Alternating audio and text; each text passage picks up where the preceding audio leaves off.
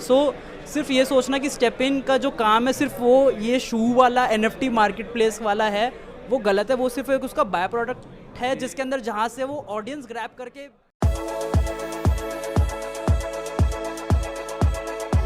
Powered by Desi crypto.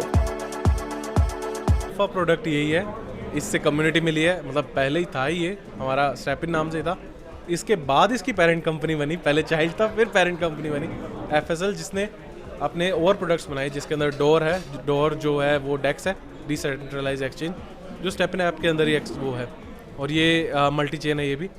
उसके बाद हमारे पास मोर है, ये मार्केट प्लेस है, सब्सक्रिप्शन बेस्ड मार्केट प्लेस है। इन्होंने अपने आप अभी AI जनरेटिव NFTs लॉन्च किए, नहीं कि आप खुद अपना, अगर मैं एक ऐसा यूज़र हूँ जिसने कभी NFTs जनरेट नहीं की, पर मैं चाह रहा हूँ कि मैं एक प्रोजेक्ट करूँ, तो मैं बिना किसी नॉलेज के, बिना किसी टीम के, मैं एक अपनी NFT का पूरा पैक जनरेट कर सकता हूँ। हर चीज़ में, इकोसिस्टम में जो भी कॉस्ट है वो सारी GMT में होगी। तो इनका मेन टोकन को यूटिलिटी इतनी देने की कोशिश की है ताकि वो सारा हो सके। प्लस इसके बाद भी 3 ऐप अभी और पाइपलाइन में है, जिसका टीज़र हम देख चुके हैं, पर अभी मार्केट में आने वाली है। तो ये एक पूरा पावर पैक है हमारे पास, मतलब पूरा का पूरा सूट है, और स्टेप इन कम्युनिटी के लिए बहुत इंपॉर्टेंट है हमारी, इसी से कम्युनिटी ले रहे हैं और उसके बाद अलग अलग प्रोजेक्ट्स ला रहे हैं। तो एक पूरा इकोसिस्टम फंड बहुत ज़्यादा बैलेंस है। Thank you so much for this, क्योंकि मतलब अभी तक मेरे दिमाग में कहीं ना कहीं, मतलब मैं पर्सनली बायस था इस चीज़ को लेके, क्योंकि मेरे को रेवेन्यू मॉडल नहीं समझ में आया।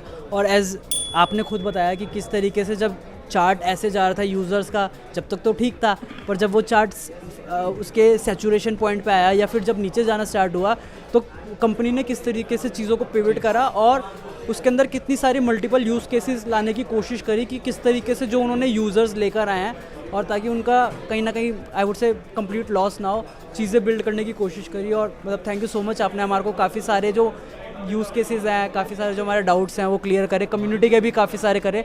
कोई एक एंड नोट का, मतलब हमारे एंड नोट में यही था कि मतलब हमने इसके बाद जब बियर मार्केट आया तो हमने बिल्ड किया, हमने अलग अलग चीज़ें बनाई, मोर बना, और जो अभी और जो पाइपलाइन है वो चीज़ें बन रही हैं, वो मतलब हमने इसको किया।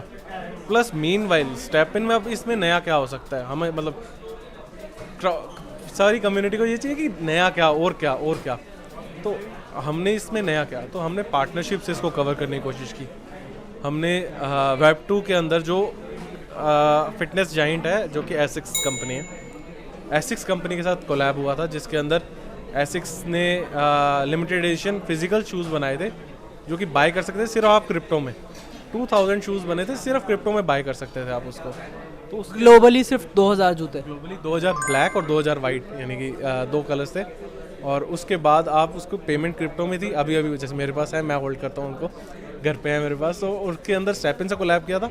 जिन्होंने वो शूज़ खरीदे उनको डिजिटल शूज़ स्टेप इन के मिले थे, तो उनके साथ और एसिक्स ने लिमिटेड एडिशन अपना जैसे अलग अलग ब्रांड्स कर रही हैं, तो जो NFT लॉन्च की थी वो स्टेप इन के साथ मिलकर की थी। फिर उसके बाद हमने कोलैब किया था एटलेंटो डे मैड्रिड, एक फुटबॉल क्लब है, बहुत बड़ा फुटबॉल क्लब है, उसके साथ कोलैब किया था इस वर्ल्ड कप के अंदर। और उसके बाद अभी जो हमारी रीसेंट और जो सबसे बड़ी पार्टनरशिप है वो है एप्पल पे के साथ। We have integrated Apple Pay in our app in iOS app. अब iOS ऐप के अंदर एप्पल पे से इंटीग्रेट किया। अब आप स्टेप इन NFT अपने क्रेडिट कार्ड से एप्पल पे से ले सकते हो बिना किसी क्रिप्टो के। और वो 30% टैक्स वाली जो सारी चीज़ें हैं वो मतलब इसके अंदर है, या आर यू द राइट? इसके अंदर है, मतलब आपको देना पड़ेगा स्टेप, जो एप्पल का चार्जेस है वो है, पर ये पहली कंपनी बन गई है जो एप्पल पे को इंटीग्रेट करवा पाई है। Web3 की पहली कंपनी है, तो ये बहुत बड़ी चीज़ थी हमारे लिए इसको इंटीग्रेट करवाना।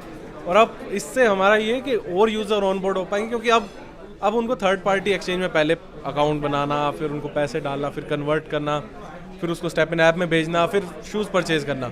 अब वो क्या करेंगे, सीधा वहाँ जाएंगे, अपने क्रेडिट कार्ड से शूज़ परचेज़ करेंगे।